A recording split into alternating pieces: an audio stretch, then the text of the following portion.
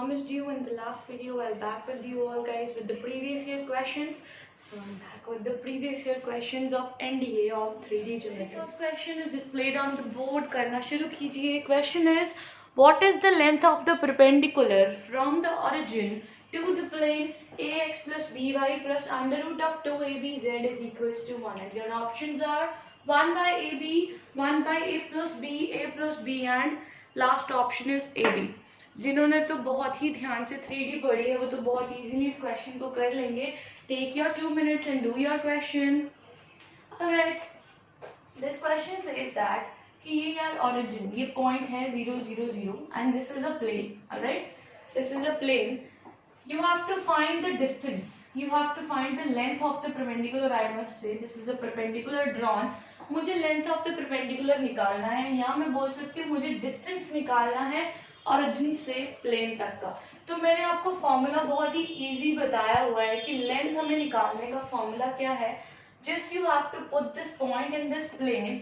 It will be equals to a0 plus b into 0 plus under root 2ab 0 minus of 1 upon नीचे कर दीजिए इसके जो drs हैं उनका स्क्वायर. तो ये आ जाएगा a square plus b square plus 2ab. So your answer is minus of 1. This is equals to a plus b का whole square. Sorry, your answer is 1 by a plus b. So option number B is your answer and you have to find out the length of the perpendicular. Moving on to question number 2. Your question number 2 is written on the board.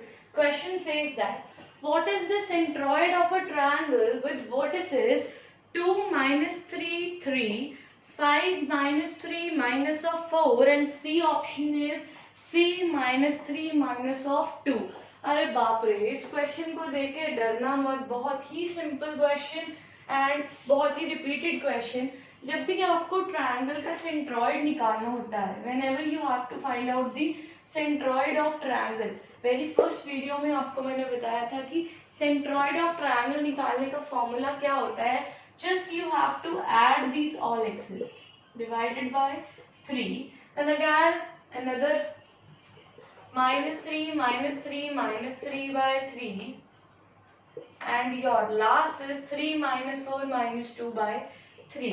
So this will give you directly the centroid of the triangle. This will be equal to 3 comma minus 3 comma minus of 1. So your answer is option number B. So this is the formula to find the centroid of the triangle. जिनको नहीं पता ये मैंने क्या किया है उनके लिए I just want to tell you guys. जब भी आपको एक सिंपल चीज बताना चाहूंगी इससे करने से पहले, जिनको नहीं पता ये कैसे हुआ, जब भी आपको सेंट्रॉइड ऑफ ट्रायंगल निकालना हो और ये आपको 3 वर्टिसेस गिवन हो x2. अब मैं जर्नल फॉर्मूला आपको बताने लगी हूँ. इसमें जब भी आपको सेंट्रॉइड ऑफ ट्रायंगल निकालना हो, simply x1 plus x2 plus x3 divided by 3, y1 plus y2 plus y3 divided by 3 and z1 plus z2 plus z3 divided by 3. इसी फॉर्मूला में मैंने तीनों वर्टिसेस को डाला और मैंने सीधा इसका सेंट्रॉइड ऑफ ट्रायंगल निकाल लिया. So this is the most repeated question और बहुत ही अच्छा question है how to find out the centroid of the triangle.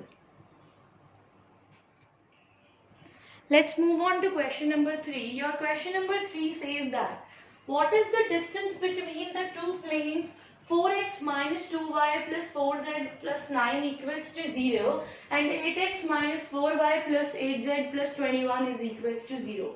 देखिए अब ध्यान से देखा जाए, मुझे पता है आप लोग सबको इजीली क्वेश्चन हो जाएगा, आप लोगों को पता है कैसे करना है, बट पॉइंट ये है बच्चों कि ध्यान से देखा जाए, अगर ये तो मेरा फर्स्ट प्लेन है, ये सेकंड, अगर मैं सेकंड प्लेन को बहुत ही कीनली ऑब्जर्व करूं तो अगर मैं इसमें से 2 कॉमन करके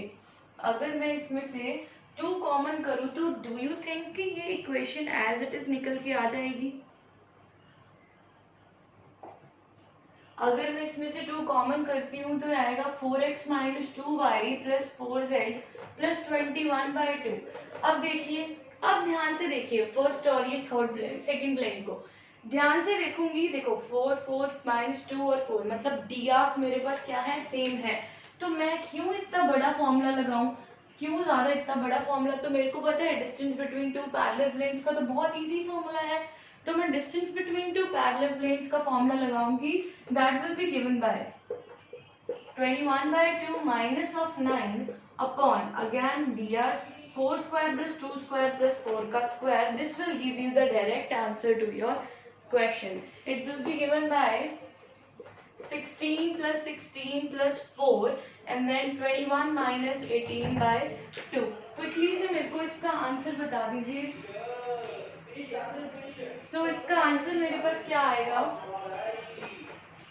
3/2 and then will be equal to 36. So answer will be equal to 3/2 by 6, that is 1/4. So your answer to this question is 1/4.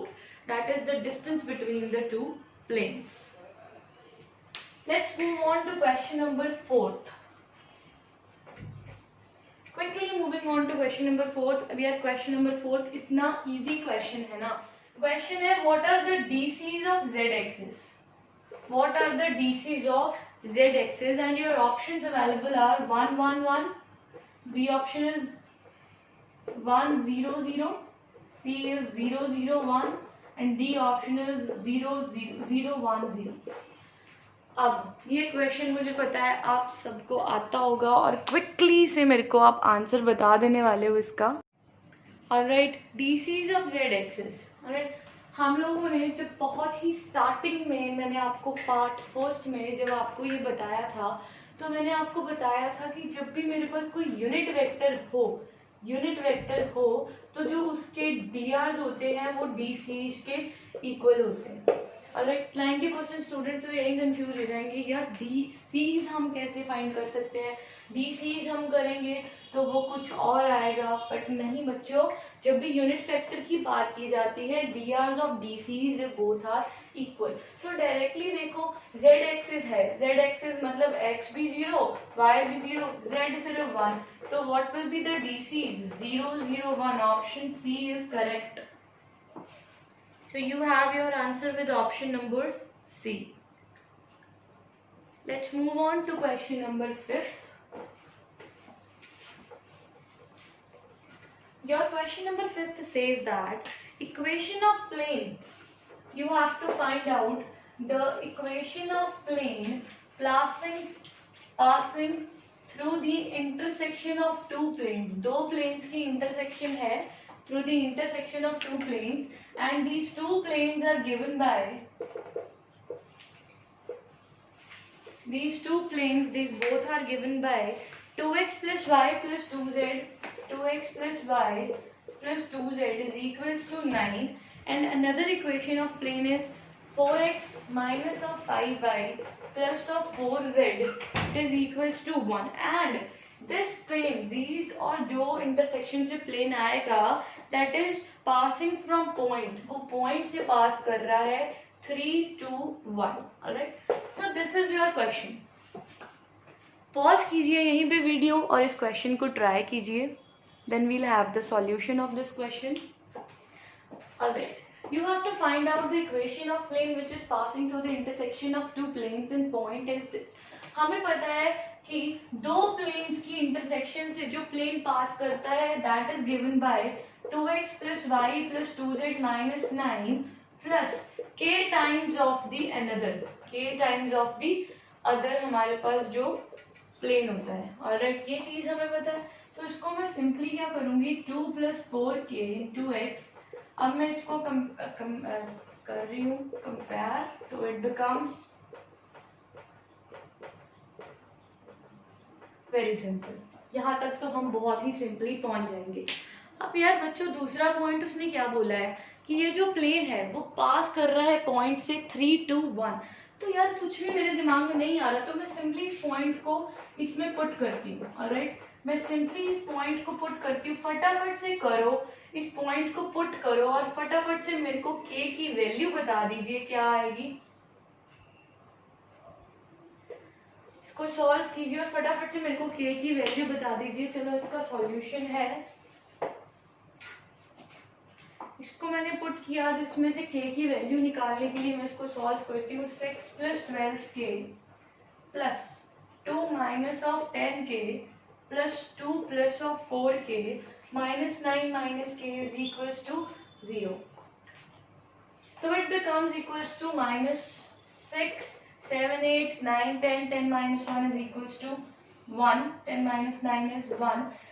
12k minus 10k is 2k plus of 4k. 6k, 6k minus of 1 is 5k. Plus of 5k is equals to 0. Alright.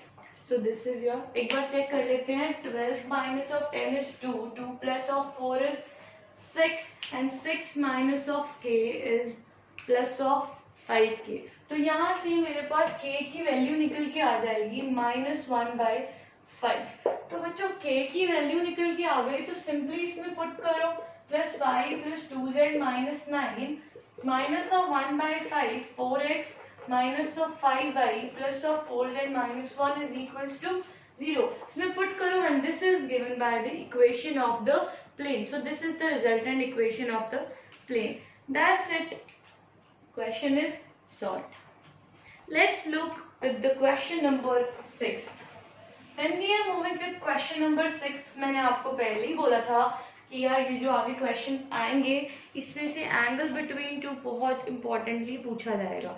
So your question is, you have to find the angle between the two lines, or you can say the angle, alright, the angle between the two lines, you have to find the angle between two lines whose DRs are, जिसके DRs उसने given है, and the DRs are given by